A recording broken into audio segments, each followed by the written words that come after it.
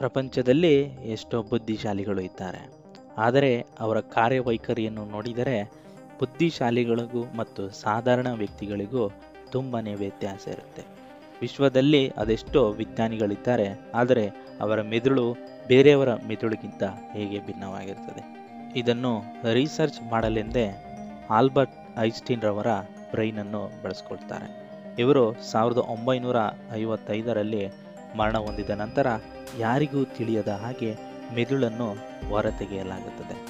ಇವರ ಮೆದುಳು ಬೇರೆಯವರ ಮೆದುಳಿಗಿಂತ ಹೇಗೆ ಭಿನ್ನವಾಯಿತು ಅನ್ನೋದನ್ನ ತಿಳಿಸ್ಕೊಡ್ತೀವಿ. ಅದಕ್ಕಿಂತ ಮುಂಚೆ ಒಂದು ವಿಡಿಯೋಗೊಂದು ಮೆಚ್ಚುಗೆ ಇರಲಿ ಮತ್ತು ಚಾನಲನ್ನು ಕೂಡ ಸಬ್ಸ್ಕ್ರೈಬ್ ಮಾಡ್ಕೊಳ್ಳಿ. ಹಾಗೆ ಪಕ್ಕದಲ್ಲಿರೋ ಬೆಲ್ ಐಕನ್ ಕೂಡ ಕ್ಲಿಕ್ ಮಾಡಿ.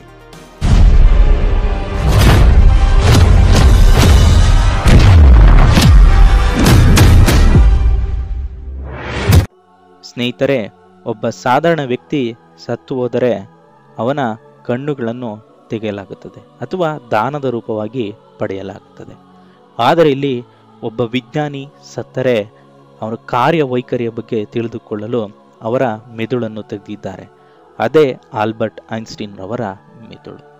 ಇವರು 1879 ಮಾರ್ಚ್ 14ರಂದು ಜರ್ಮನಿಯ ಒಂದು ಸಣ್ಣ ಪಟ್ಟಣದಲ್ಲಿ ಯಹೂದಿ ಕುಟುಂಬದಲ್ಲಿ ಜನಿಸುತ್ತಾರೆ. ಹುಟ್ಟಿದಾಗ ಇವರ ಮೆದುಳು ಬೇರೆಯವರ ಮೆದುಳಿಗಿಂತ ಸ್ವಲ್ಪ ಗಾತ್ರದಲ್ಲಿ ಕೂಡ ಚಿಕ್ಕದಾಗಿತ್ತು. ಹಾಗೆ ಇವರು ಅಬ್ನಾರ್ಮಲ್ ಮಗುವಾಗಿ ಹುಟ್ಟುತ್ತಾರೆ. ಇಂದಿಗೂ ಕೂಡ ಇವರನ್ನು ಮೀರಿಸುವವರು ಯಾರೂ ಇಲ್ಲ. ಅಷ್ಟು ದೊಡ್ಡ ಮಟ್ಟಿಗೆ ಇವರ ಬ್ರೈನ್ ಕಾರ್ಯವೈಖರಿ ಕೆಲಸ ಮಾಡಿದೆ. ಸ್ನೇಹಿತರೆ, ಆಲ್ಬರ್ಟ್ ಐನ್ಸ್ಟೀನ್ ಪ್ರಾರಂಭದಲ್ಲಿ ಅಷ್ಟೇನು ಬುದ್ಧಿವಂತರಾಗಿರಲಿಲ್ಲ. ಅಂದರೆ ಇವರ ಬುದ್ಧಿವಂತಿಕೆಯೇ ಬೇರೆ. ಆದರೆ ಇಲ್ಲಿ ನೋಡೋದಾದ್ರೆ ಇವರು ತಮ್ಮ ಮೊಬೈಲ್ ನಂಬರ್ ಅಥವಾ ಮೊಬೈಲ್ ಸಂಖ್ಯೆಯನ್ನೇ ಜ್ಞಾಪಕದಲ್ಲಿ ಇಟ್ಟುಕೊಳ್ತಿರಲಿಲ್ಲ. ಒಂದು ಬುಕ್ಕಿನಲ್ಲಿ ಬರೆದಿಟ್ಕೊಳ್ತಾ ಇದ್ರು. ಯಾರಾದರೂ ಕೇಳಿದರೆ ಪುಸ್ತಕವನ್ನು ತೆಗೆದು ಹೇಳುತ್ತಿದ್ರು. ಅವರು ಇಷ್ಟೊಂದು ಬುದ್ಧಿವಂತರಾದ ನೀವು ಯಾಕೆ ಫೋನ್ ನಂಬರನ್ನು ಜ್ಞಾಪಕವಾಗಿ ಇಟ್ಟುಕೊಂಡಿಲ್ಲ ಎಂದು ಕೇಳಿದಾಗ ಇದನ್ನೆಲ್ಲ ಬಾಯಿಪಾಠ ಮಾಡಿಕೊಳ್ಳುವ ಅವಶ್ಯಕತೆ ಇಲ್ಲ, ಅದಕ್ಕಾಗಿ ಒಂದು ಬುಕ್ಕಿನಲ್ಲಿ ಬರೆದಿಟ್ಟುಕೊಂಡರೆ ಸಾಕು ಎಂದು ಬುದ್ಧಿವಂತಿಕೆಯ ಮಾತುಗಳನ್ನು ಆಡ್ತಿದ್ದರು. ನಂತರ ಇವರ ಓದುವ ವಿಚಾರದಲ್ಲಿ ನೋಡುವುದಾದರೆ ಅಷ್ಟೇನೂ ಬುದ್ಧಿವಂತರಾಗಿರಲಿಲ್ಲ.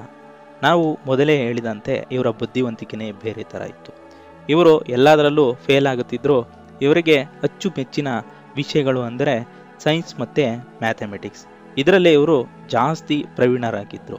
ಆದರೆ ಇವರು ಶಿಕ್ಷಕರಿಗೆ ಅಷ್ಟೇನು ಅಚ್ಚುಮೆಚ್ಚಾಗಿರಲಿಲ್ಲ. ಸ್ನೇಹಿತರೆ, ಆಲ್ಬರ್ಟ್ ಐನ್ಸ್ಟೀನ್ ರವರ ವಿಜ್ಞಾನದ ಅನ್ವೇಷಣೆಗಳು ಮತ್ತು ಗಣಿತಶಾಸ್ತ್ರಜ್ಞದ ಸೂತ್ರಗಳು ಈಗಲೂ ಕೂಡ ಇದ್ದಾವೆ.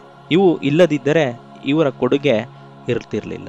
ಸ್ನೇಹಿತರೆ, ಕ್ವಾಂಟಮ್ ಮೆಕ್ಯಾನಿಕ್ಸ್, ಸ್ಟ್ಯಾಟಿಕಲ್ ಮೆಕ್ಯಾನಿಕ್ಸ್ ಹಾಗೂ ವಿಶ್ವಶಾಸ್ತ್ರ, ಕಾಸ್ಮಾಲಜಿಗಳಲ್ಲಿ ಕೂಡ ಮಹತ್ತರವಾದ ಕಾಣಿಕೆಯನ್ನು ನೀಡಿದ್ದಾರೆ. 1921ರಲ್ಲಿ ಇವರಿಗೆ ನೊಬೆಲ್ ಪ್ರಶಸ್ತಿ ಕೂಡ ನೀಡಿ ಗೌರವಿಸಲಾಗುತ್ತೆ. ಇವರ ಕಾರ್ಯವೈಖರಿ ನೋಡಿದ್ರೆ ದ್ವಿತಿ ವಿದ್ಯುತ್ ಪರಿಣಾಮ ಬಣ್ಣಿಸಿದ ಇವರ ವಾದ ಹಾಗೂ ಸೈದ್ಧಾಂತಿಕ ಭೌತಶಾಸ್ತ್ರಕ್ಕೆ ಇವರು ಸಲ್ಲಿಸಿದ ಸೇವೆಗೆ ಈ ಪ್ರಶಸ್ತಿಯನ್ನು ನೀಡಲಾಗುತ್ತದೆ.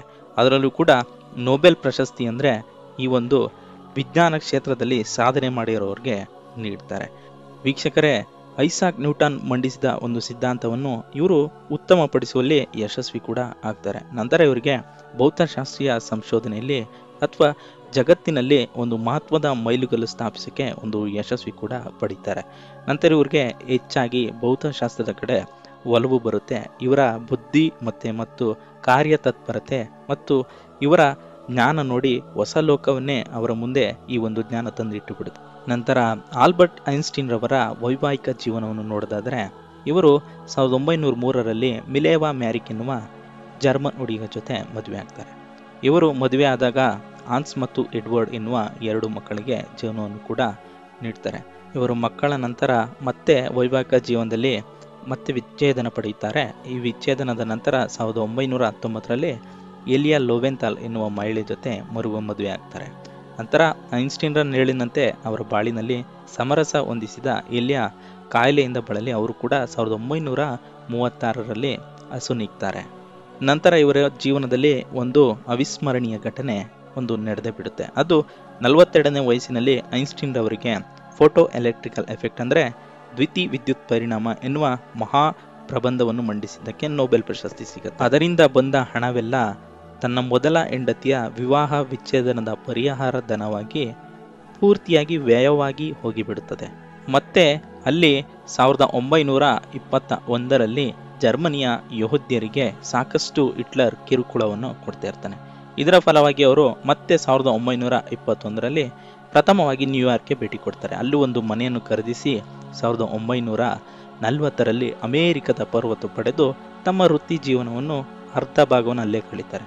ನಂತರ ಎರಡನೇ ವಿಶ್ವ ಮಹಾಯುದ್ಧ ಸಮಯದಲ್ಲಿ ಅಣುಬಾಂಬ್ನ ಹಾನಿಕಾರಕ ಪರಿಣಾಮಗಳನ್ನು ಜನರಿಗೆಲ್ಲ ಪ್ರಸಾರ ಮಾಡ್ತಿರ್ತಾರೆ. ಆ ಸಮಯದಲ್ಲಾಗಲೆಲ್ಲ ಹಿಟ್ಲರ್ ಆಡಳಿತದಲ್ಲಿದ್ದ ಜರ್ಮನಿಯು ಅಣ್ವಸ್ತ್ರಕ್ಕಾಗಿ ಪೈಪೋಟಿಯನ್ನು ನಡೆಸ್ತಾ ಇರ್ತದೆ. ನಂತರ 1939ರಲ್ಲಿ ಲಿಯೋ ಸಿಲ್ಲಾರ್ಡ್ ಎಂಬ ವಿಜ್ಞಾನಿಯನ್ನು ಒಳಗೊಂಡಿದ್ದ ಹಂಗೇರಿಯ ವಿಜ್ಞಾನಿಗಳ ಗುಂಪೊಂದು ನಾಜಿಗಳ ಈ ಕೃತ್ಯದ ಬಗ್ಗೆ ಅಮೆರಿಕವನ್ನು ಎಚ್ಚರಿಸಲು ಯತ್ನಿಸುತ್ತಿರುತ್ತದೆ. ಪರಮಾಣು ವಿದಳನ ಕ್ರಿಯೆಯ ಹಿಂದಿನ ಸಿದ್ಧಾಂತವನ್ನು ತಿಳಿದಿದ್ದ ಲಿಯೋ ಸಿಲ್ಲಾರ್ಡ್ ಹಾಗೂ ಯೂಜಿನ್ ವಿಜಿನರ್ ಎಂಬ ವಿಜ್ಞಾನಿಗಳು ಈ ಬಗ್ಗೆ ಐನ್ಸ್ಟೈನ್ ರವರನ್ನು ಜುಲೈ 9, 1939ರಂದು ಭೇಟಿ ಮಾಡ್ತಾರೆ. ಐನ್ಸ್ಟೈನ್ ರವರು ಸಿಲ್ಲಾರ್ಡ್ ಜೊತೆ ಸೇರಿ ಅಣ್ವಸ್ತ್ರದ ಸಾಧ್ಯತೆಯನ್ನು ವಿವರಿಸಿ ಆಗಿನ ಅಮೆರಿಕದ ಅಧ್ಯಕ್ಷರಾಗಿದ್ದ ರೋಸೆಲ್ಟ್ ಅವರಿಗೆ ಪತ್ರವನ್ನು ಬರೀತಾರೆ. ಅಮೆರಿಕದ ವಿಜ್ಞಾನಿಗಳು ಅಣುಬಾಂಬನ್ನು ತಯಾರಿಸಿ ಜಪಾನ್ನ ನಾಗಸಾಕಿ ಮತ್ತು ಹಿರೋಶಿಮಾ ನಗರಗಳ ಮೇಲೆ ಎಸೆದದರಿಂದ ಸಹಸ್ರಾರು ಜನರ ಪ್ರಾಣವನ್ನು ಆಹುತಿಯನ್ನಾಗಿ ತೆಗೆದುಕೊಂಡು ಬಿಡುತ್ತದೆ. ಈ ಘಟನೆಯಿಂದ ಘಾಸಿಗೊಂಡಿದ್ದ ಐನ್ಸ್ಟೈನ್ ಅವರು ಎಲ್ಲ ವಿಜ್ಞಾನಿಗಳಿಗೂ ಕರೆ ಕೊಟ್ಟು ಅಣು ವಿಜ್ಞಾನವನ್ನು ಜಾಗತಿಕ ಶಾಂತಿ ಹಾಗೂ ಮಾನವನ ಒಳಿತಿಗಾಗಿ ಉಪಯೋಗಿಸಲು ಮನವಿಯನ್ನ ಮಾಡಿಕೊಳ್ತಾರೆ. ಇದು ಒಂದು ಘಟನೆ ಐನ್ಸ್ಟೈನ್ ರವರ ಬದುಕಿನಲ್ಲಿ ಒಂದು ಆಘಾತಕಾರಿ ಘಟನೆ. ಇದು ಸಾಕಷ್ಟು ಪರಿಣಾಮವನ್ನು ಬೀರುತ್ತದೆ. ನಂತರ ಇವರ ಜೀವನದಲ್ಲಿ ಒಂದು ಕಳೆ ತಂದುಕೊಟ್ಟ ಸಮೀಕರಣ ಅಂದರೆ E=mc2. ಇದು 1916ರಲ್ಲಿ ಸಾಮಾನ್ಯ ಸಾಪೇಕ್ಷತಾ ಸಿದ್ಧಾಂತ ಅಂದರೆ ಜನರಲ್ ರಿಲೇಟಿವಿಟಿ ಥಿಯರಿ. ಇದನ್ನು ಬಿತ್ತರಿಸಿದ ನಂತರ ಐನ್ಸ್ಟೈನ್ ವಿಶ್ವಾದ್ಯಂತ ವಿಜ್ಞಾನಿಯೊಬ್ಬರಿಗೆ ಅಸಾಮಾನ್ಯವಾದ ಪ್ರಸಿದ್ಧಿಯನ್ನು ಪಡೀತಾರೆ. ನಂತರ ವರ್ಷಗಳು ಕಳೆದಂತೆ ಇವರ ಪ್ರಸಿದ್ಧಿ ಜಗತ್ತಿನ ಯಾವುದೇ ವಿಜ್ಞಾನಿಗಿಂತ ಕಡಿಮೆ ಇಲ್ಲದಂತೆ ಹೆಚ್ಚಾಗುತ್ತೆ.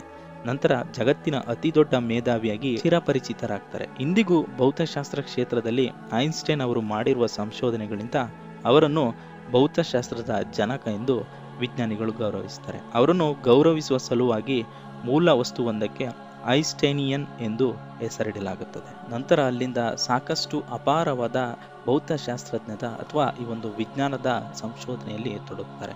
ನಂತರ ಇದರಿಂದ ಸಾಕಷ್ಟು ಪ್ರಶಸ್ತಿಗಳು ಕೂಡ ಬರುತ್ತದೆ. ಕೊನೆಗೆ ಐನ್ಸ್ಟೈನ್ ರವರು 1955ರಲ್ಲಿ ಮರಣ ಹೊಂದುತ್ತಾರೆ. ಮರಣ ಹೊಂದಿದ ನಂತರ ಐನ್ಸ್ಟೈನ್ ರವರ ಮೆದುಳನ್ನು ಥಾಮಸ್ ಹಾರ್ವೆ ಅವರು ಐನ್ಸ್ಟೈನ್ ರವರ ಮರಣದ 7 ಗಂಟೆಯ ನಂತರ ಆ ಮೆದುಳನ್ನು ಯಾರಿಗೂ ಬಹಿರಂಗಪಡಿಸದೆ ತಮ್ಮ ಪ್ರಯೋಗಾಲಯದಲ್ಲಿ ತೆಗೆದಿಡ್ತಾರೆ. ಅದನ್ನು ತೆಗೆದಿಟ್ಟು ಸಂರಕ್ಷಿಸಿ ಕೂಡ ಇಡ್ತಾರೆ. ಒಂದು ಗಾಜಿನ ಬಾಟ್ಲಲ್ಲಿ ಇಟ್ಟು ಅದನ್ನ ಸಂರಕ್ಷಿಸಿಡ್ತಾರೆ. ಈ ಮೆದುಳು 1230 ಗ್ರಾಂ ತೂಗುತ್ತದೆ. ಇಲ್ಲಿ ನೋಡ್ಬೋದು, ಸಾಧಾರಣ ವ್ಯಕ್ತಿಯ ಗಾತ್ರ 1400 ಗ್ರಾಂ ತೂಗಿದರೆ ಇವರದ್ದು 1230 ಗ್ರಾಂ ತೂಗುತ್ತದೆ. ಅಂದರೆ 170 ಗ್ರಾಂ ಕಮ್ಮಿ ಇರುತ್ತದೆ. ನಂತರ ಹಾರ್ವೆ ಪೆನ್ಸಿಲ್ವೇನಿಯಾ ವಿಶ್ವವಿದ್ಯಾಲಯಕ್ಕೆ ತೆಗೆದುಕೊಂಡು ಹೋಗ್ತಾರೆ. ಅಲ್ಲಿ ಹಲವಾರು ತುಂಡುಗಳನ್ನು ಮಾಡಿ ಹಲವಾರು ರಿಸರ್ಚ್ ಸೆಂಟರ್ಗಳಿಗೆ ಅದನ್ನು ಕಳಿಸ್ತಾರೆ. ಇವರು ಕೂಡ ಸ್ವತಃ ಒಂದು ತುಂಡನ್ನು ಇಟ್ಟುಕೊಂಡಿರ್ತಾರೆ. ಇದನ್ನು ರಿಸರ್ಚ್ ಮಾಡಲೆಂದೇ ಅವರು ಮೊದಲೇ ಬಯಸಿರ್ತಾರೆ. ಇದನ್ನು 240 ಬ್ಲಾಕ್ಗಳನ್ನಾಗಿ